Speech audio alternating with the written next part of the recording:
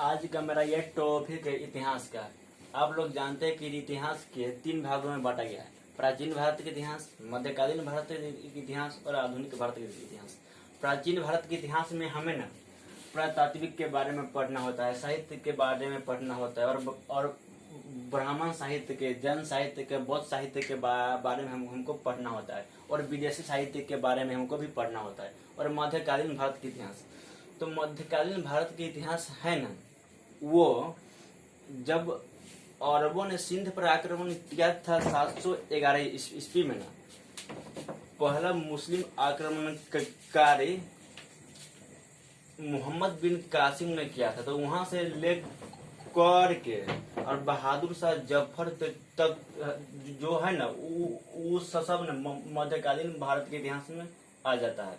और आधुनिक भारत के इतिहास तो 1757 से ले करके 1757 के प्लासी से के युद्ध से लेकर के 1947 तक जो माने कि ब्रिटिश ईस्ट इंडिया कंपनी से लेकर के आज़ादी तक के इतिहास को हम लोग ना आधुनिक इतिहास के भागों में रखा गया है। तो मेरा टॉपिक ये है कि प्राचीन भारत के इतिहास के अध्ययन के स्रोत। तो प्राचीन भारत के इतिहास के अध्ययन के 2 स्रोत है। पहला है पुरातात्विक स्रोत और दूसरा है साहित्यिक स्रोत। पुरातात्विक स्रोत, तो पुरातात्विक एक संस्कृत भाषा का शब्द है जिसका पुरातात्विक, तो पुरा प्लस तात्विक, पुरा का मतलब होता है प्राचीन और तात्विक का मतलब होता है सामग्री। यानी हम दूसरे भाषा में हम यह कह सकते हैं कि जो जमीन से, जो उत्खनन से प्राप्त होता है ना, वो सब पुरातात्विक स्रोत के अंतर्गत आता है।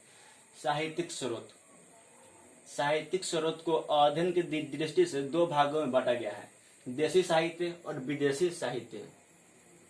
देशी साहित्य जो हमारे भारत में जो धर्म ग्रंथ लिखा गया है उसे हम देशी साहित्य कहते हैं। विदेशी साहित्य, विदेशी साहित्य में जो भारत में विदेशी यात्री आए थे उन्होंने अपने यात्रा का विवरण किया है, जो पुस्तक में, उसी को हम विदेशी साहित्य हम कहते हैं।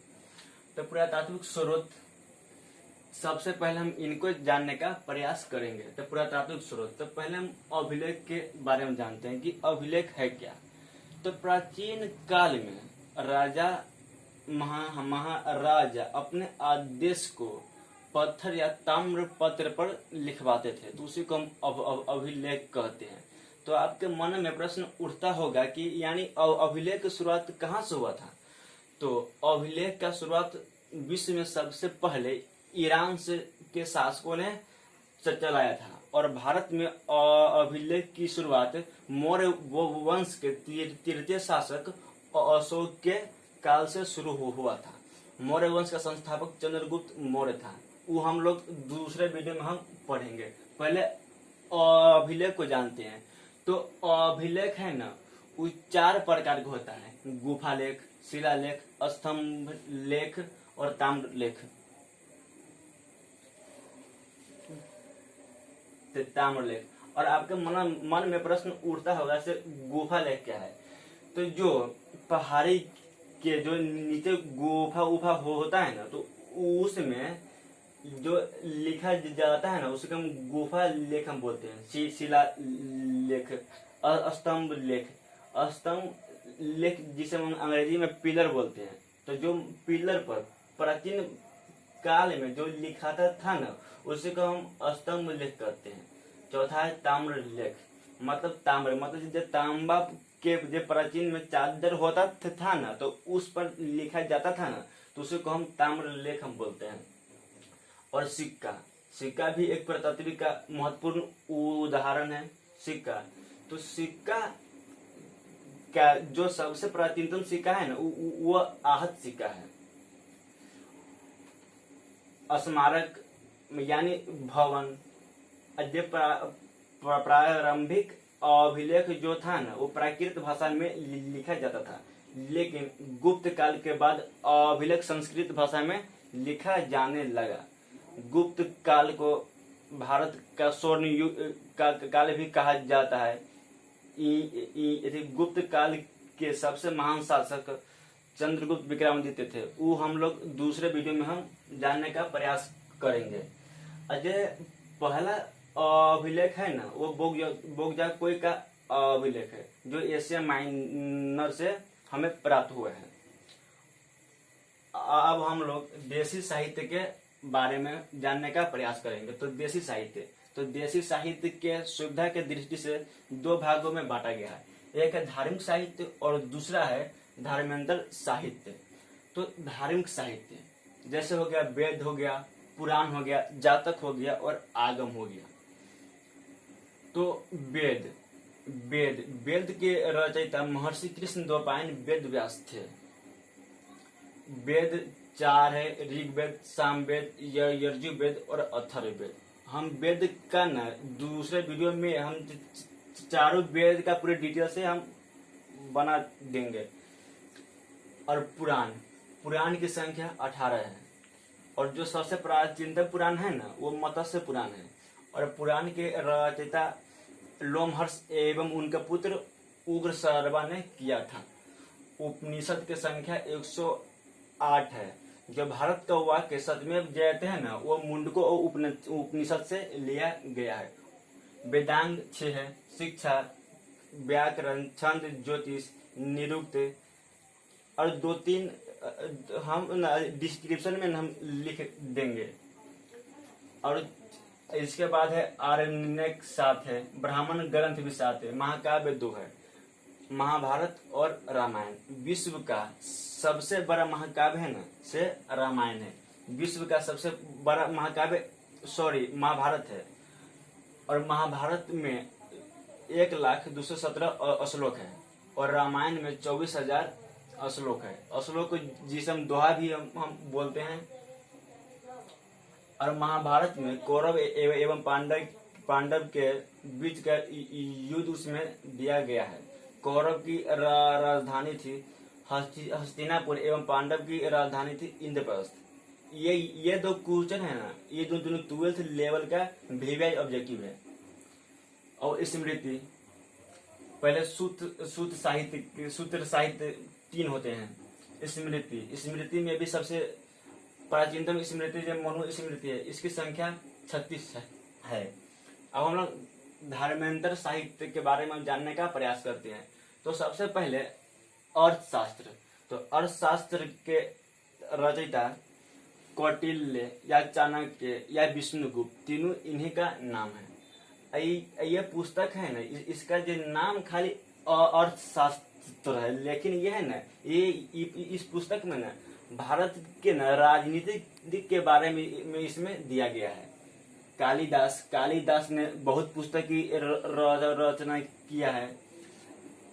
और उसके बाद हम जैन साहित्य, जैन धर्म का संस्थापक ऋषभ देव था। जैन धर्म में कुल 24 तीर्थंकर हुए, लेकिन जैन धर्म का संस्थापक था ऋषभ देव, लेकिन वास्तविक संस्थापक महावीर स्वामी को माना जाता है। और महावीर स्वामी का बचपन का नाम वर्धमान था।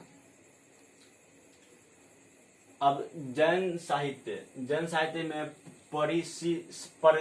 वो है, आचारांग सूत है, कल्प सूत है, 12 अंग है और उपांग है। और बौद्ध साहित्य, बौद्ध धर्म का संस्थापक महात्मा बुद्ध को माना जाता है। महात्मा बुद्ध का जन्म नेपाल के तराई नामक स्थान पर कपिलवस्तु में हुआ था। इनके पिता शाक्य कुल के प्रधान थे। इनके माता का नाम महामाया थी, जो कोलीय वंश से संबंधित है। और गौतम बुद्ध का बचपन का नाम सिद्धार्थ था। गौतम बुद्ध 29 वर्ष की आयु में अपना गृह त्याग किए। वो हम लोग ना जब बौद्ध जैन धर्म पढ़ेंगे ना तो पूरे डिटेल से हम बता देंगे। बौद्ध साहित्य में जातक हो गया, पिटक हो गया। पिटक तीन है। पिटक को दूसरे भाषा में हम लोग टोकरी बोलते हैं। तो पिटक है 3, शुद्ध पिटक, बिना पिटक और अभिधम पिटक। इसके बाद निकाय है। इतना टॉपिक को कवर हो गया। अब हम लोग विदेशी साहित्य के बारे में जानने का प्रयास करते हैं। वैसे में तो विदेशी साहित्य बहुत है, लेकिन जो महत्वपूर्ण है हम उसके बारे में जानने का प्रयास करेंगे। तो पहला इंडिका। इंडिका के लेखक है मेगास्थनीज। मेगास्थनीज जो सेल्यूकस निकेटर का राजदूत बन के चंद्रगुप्त मौर्य के दरबार में आया था और चंद्रगुप्त मौर्य ने 500 हाथी सेल्यूकस निकेटर को उपहार में दिया था। और इंडिका के लेखक है मेगास्थनीज। दूसरा चचनामा। चचनामा के लेखक है अल मसदी जो मुस्लिम इतिहासकार थे। इसके बाद है तहकीक ए हिंद। तहकीक ए हिंद का दूसरे शब्दों में किताब उल हिंद के नाम से हम लोग जानते हैं। और तहकीक ए हिंद या किताब उल हिंद के रचयिता अल बरूनी है। और आपको जानना चाहिए कि अल बरूनी का वास्तविक नाम अबू रेहान था। अल बरूनी का वास्तविक नाम अबू रेहान था। और उसके बाद है रेहला। रेहला के लेखक इब्न बतूता है। इब्न बतूता को यात्रियों का राजकुमार कहा जाता है। ये क्वेश्चन इंटर लेवल पर भी आई है। यात्रियों का राजकुमार किसे कहा जाता है? तो इब्न बतूता को कहा जाता है। इब्न बतूता है ना, जो ना इब्न बतूता जितना अपने जीवन में पैदल चले है ना, भविष्य में न वर्तमान में न प्राचीन में, इससे ज्यादा पैदल ना आज तक न कोई यात्रा भी नहीं किया हुआ है। तो आज का मेरा टॉपिक यही कवर होता है। और दूसरे वीडियो में हम लोग ना दूसरे टॉपिक यानी सिंधु घाटी सभ्यता से पहले ना हम लोग वेद के चारों वेद का डिटेल हम बता देंगे। धन्यवाद।